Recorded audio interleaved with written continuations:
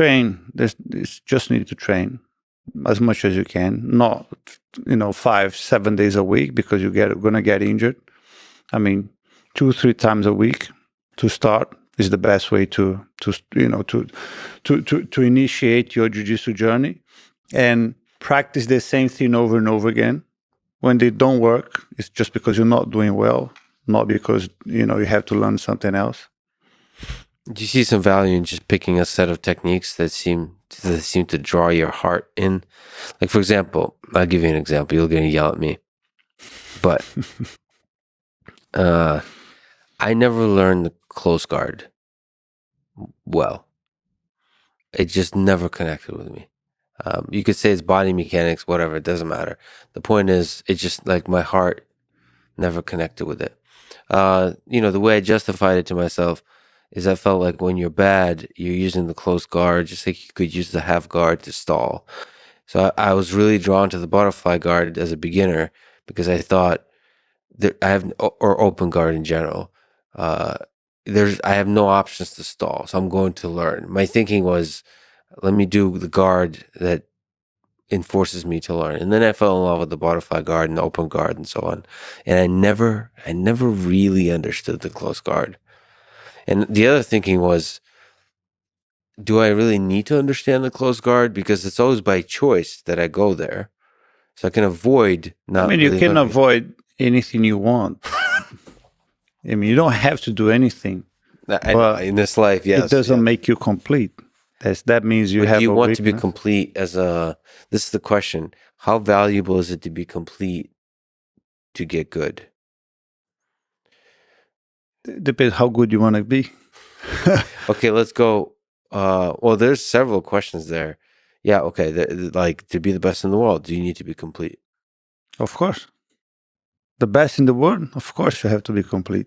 Otherwise, somebody's gonna be better than you. But what about to understand to defend, you have to be also good at the offense and in every single position. Otherwise, you have a weakness, and someone can capitalize on that weakness. Okay, what about to be like a hobbyist? Then you don't have to. But can you, or is it still bad? I mean, it's not bad. I mean, nothing is bad. I mean, if you, as a hobbyist, you start late, I mean, it doesn't matter how far you're going to get. As long as you enjoy it, just train as much as you can. Mm-hmm. If it's twice a week it is. You'll be limited how good you will be training twice a week, of course, than the guy that trains twice a day. It's just, the more you train, the better you get. No, but you have to select what you train. That's what I'm asking. So no, yes, but like for how long? Like there's some point in your life that you might try something, see if you like it. So there's some point in your life that you might, okay, let me try close guard. You might not like it now. Maybe in 2-3 years from now. Well, still don't like it. I kept trying it. Listen, it's very difficult to get any respect in jiu-jitsu. It's hard to get to black belt and beyond in jiu-jitsu at a respectable place and not have a good close guard. Close guard is I mean, then don't do it. It's not necessary. I'm being a rebel. No, it's not. I'll say, because it's not a position that you under pressure, that if you don't know, you'll be in trouble.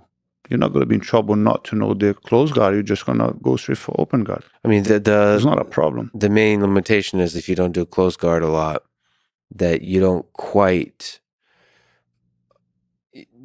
get a full, complete picture of understanding how to attack close guard when somebody puts you into a close guard when you're on top.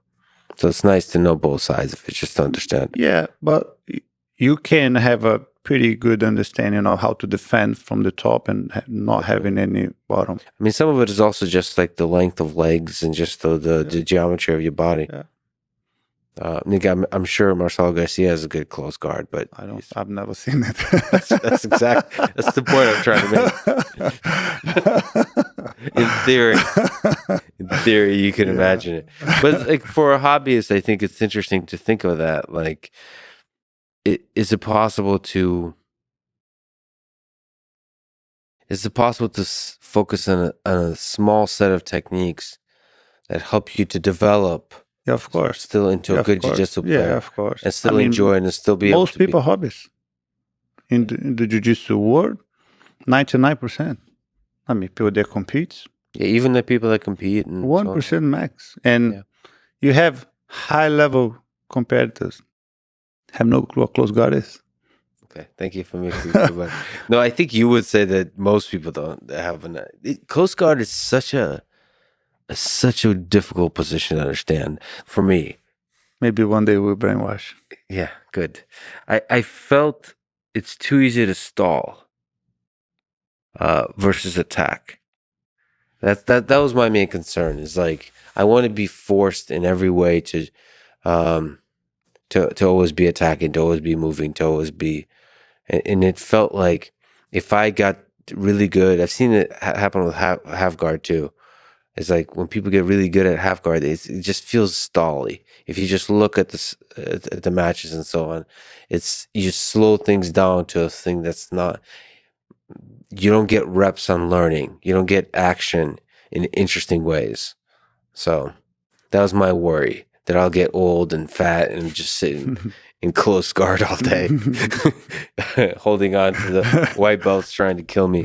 Because it's also, I mean, that's the other thing for hobbyists and for everyone is like when you first start, I think you have to relax in the face of the fact that you're just getting your ass kicked nonstop. Yeah. That can also be really tough on the ego. I think probably the right way to see that is you're growing as a person. You see that clearly when they are like in a bad position, let's say side mount or mount. Like a beginner, he will never relax on those positions. The moment that you say go, they like trying to push you out and explode. There's no relaxation and work on the defense. It's like, no, it's out and go until I have zero to give, until I'm exhausted, my arms cannot move.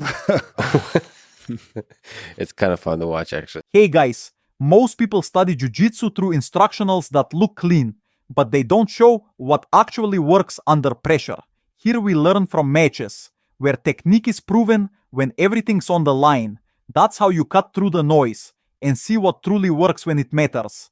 On my Patreon, you'll find free breakdowns from the newest matches I can't post on YouTube, full studies, and complete guides, all built to help you improve faster and train smarter. You can start free right now. The link's in the description and pinned comment. And if you're new, subscribe and hit the bell so you never miss the next study.